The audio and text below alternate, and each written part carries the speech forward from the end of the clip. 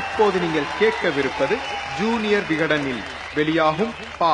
திருமாவேலனின் பெரியோர்களே தாய்மார்களே தொடரின் பகுதி 32. பெரியோர்களே தாய்மார்களே. மாதமோ சித்திரை, மணியோ பத்தரை, உங்களுக்கோ நித்திரை, போடுங்கள் உதயசூரியனுக்கு முத்திரை என்று இரவு நேரத்தில் 5 நொடிகளில் அழகு தமிழில் அண்ணா வாக்கு கேட்டார் என்று படித்திருப்பீர்கள்.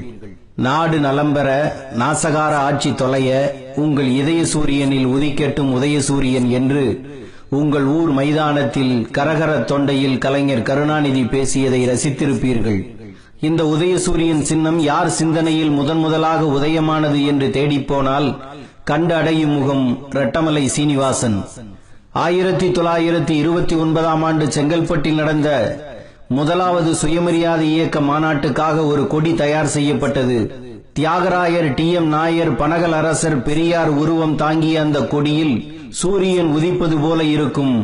ஆனால் 2 மலைகளில் இருந்து உதயமாவதை போன்ற சின்னம் ரெட்டமலை இயக்கத்தை சார்ந்தவர்கள் உருவாக்கியதாக அமைந்திருந்தது. சென்னை மாகாண ஷெட்யூல்டு அமைப்பினர் ஃபெடரேஷன் என்ற அமைப்பை 1936இல் இவர் தொடங்கிய போது அந்த அமைப்புக்கு சூரியன் தான் சின்னமாக அமைந்திருந்தது. சூரியனை வைத்து கொடி தயாரித்துள்ளார். மாநாடுகளில் அந்த கொடியையே ஏற்றியுள்ளார். அதனால் அந்த கட்சிக்கு சூரிய கட்சி என்ற பெயரும் இருந்துள்ளது. சுவர் விளம்பரங்களில் பார்த்திருப்பீர்கள், 2 மலைகளுக்கு நடுவே சூரியன் உதயமாவதைப் போல. ரெட்டமலை சீனிவாசனின் பெயரில் இருந்த இரட்டை மலைகளை வரைந்து அதிலிருந்து சூரியன் உதயமாவதைப் போல அந்த காலத்தில் வடிவம் கொடுத்துள்ளார்கள். இந்த அமைப்புக்காக குடியாத்தம் பகுதியில் இருந்து எஸ்.பி. பாலசுப்ரமணியமும் ஜே தாஸும் இணைந்து 1941இல் ஓர் இதழ் தொடங்கினார்கள். அந்த இதழின் பெயர் உதயசூரியன். உதயசூரியன் இதழில் தான் 2 மலைகளுக்கு நடுவில் உதயசூரியன் உரிப்பது போன்ற சின்னம் வரையப்பட்டது என்கின்றார் ரெட்டமலை சீனிவாசனின் பேத்தி முனைவர் நிர்மலா அருள் பிரகாஷ். ரெட்டமலை சீனிவாசன் மனதில் உதயசூரியன் எப்படி உதித்தது? இளம் பருவத்தில் இருந்தே தினமும் சூரியனை வணங்கும் பழக்கத்தை விடாமல் கடைபிடித்தவர் அவர். இதை சொல்லும் போது கலைஞர் கருணாநிதியின் பழைய கிண்டல் ஒன்று நினைவுக்கு வருகிறது. ஒழுங்காக கட்சி பணி செய்யாத சில தூங்கு மூஞ்சிகளை திட்டிய கருணாநிதி, நம்முடைய தேர்தல் சின்னத்தை உதிக்கும் போது பார்க்காத பல பேர் நம் கட்சியில் உண்டு என்பது எனக்கு தெரியும் என்றார். ரெட்டமலை சீனிவாசன் தினமும் அதிகாலையில் சூரிய வணக்கம் செய்வார். அது அவரது இறை நம்பிக்கை. அவரது சிந்தனையே வித்தியாசமானது.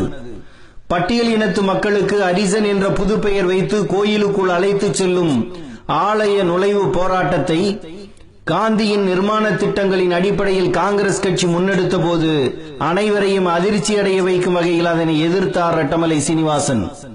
ஒரு காலத்தில் இந்த கோயில்கள் எல்லாம் எங்கள் கட்டுப்பாட்டில் இருந்தவை. அதிலிருந்து எங்களை விரட்டிவிட்டு கைப்பற்றி கொண்டீர்கள். எங்களுக்கு சொந்தமான கோயில்களை திரும்ப கேட்காமல் அதனுள் நுழைய மட்டும் அனுமதி கேட்பது என்ன நியாயம் என்று கேட்டார் ரெட்டமலை சீனிவாசன். ஆலயத்துக்குள் அனுமதித்தால் மட்டும் சாதி இழிவு போய்விடாது என்றும் சொன்னார்.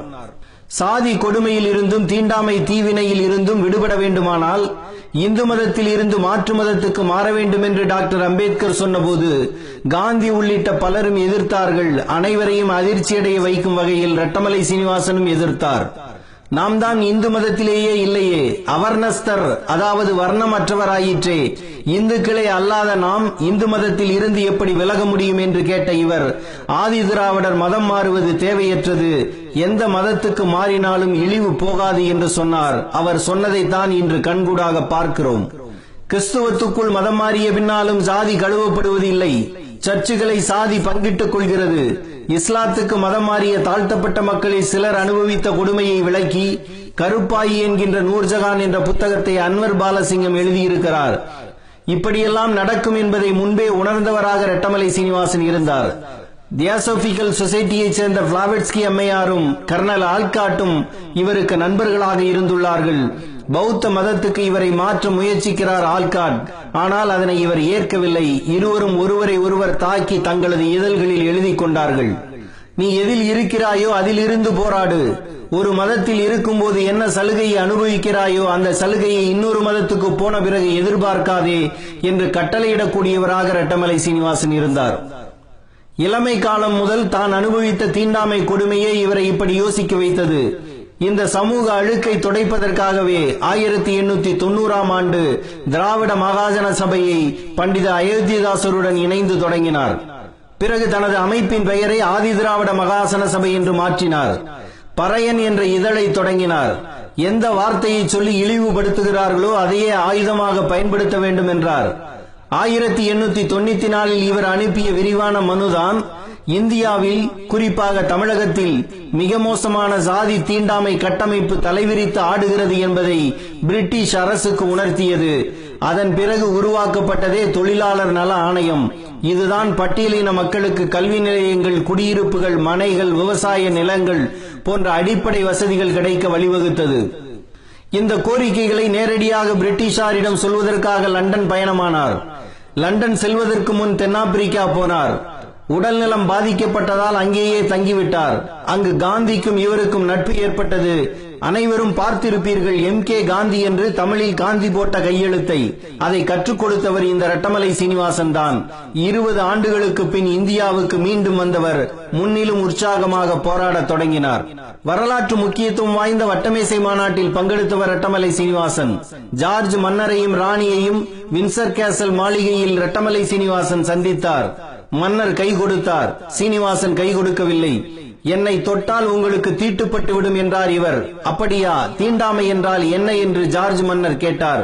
எங்கள் நாட்டில் மேல் ஜாதிக்காரன் கீழ் ஜாதிக்காரனை தொடமாட்டான், தொட்டால் தீட்டாகிவிடும் என்றார். அப்படியானால் கீழ் ஜாதிக்காரன் தெருவில் விழுந்தால் மேல் ஜாதிக்காரன் தொட்டு தூக்க மாட்டானா என்று ஜார்ஜ் மன்னர் திருப்பி கேட்டார். தூக்க மாட்டான் என்றார் ரெட்டமலை சீனிவாசன். அப்படி நடக்க எனது ராஜ்யத்தில் நான் விடமாட்டேன் என்ற ஜார்ஜ் ரெட்டமலை சீனிவாசனின் 2 கைகளையும் பிடித்து குலுக்குகிறார். அன்புக்குரிய இந்திய மக்கள் வளமுடன் ஆனந்தமாக வாழ வழிகாட்டிய மாமனிதர்களின் வரலாற்றில் உங்கள் பெயரும் இடம்பெறும் என்று அப்போது 5ஆம் ஜார்ஜ் மன்னன் சொன்னது இவரைத்தான்.